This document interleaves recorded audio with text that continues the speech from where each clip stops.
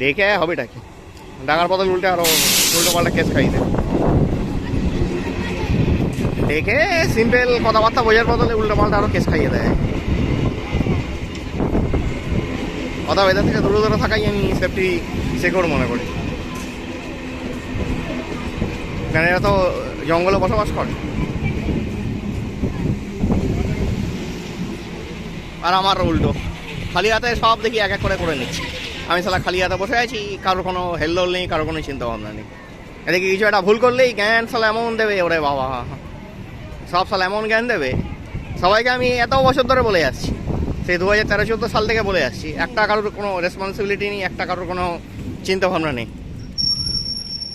হ্যাঁ, মানে যে বছর ইন্ডিয়া ওই সেমিফাইনাল অসহায়ভাবে হারলো।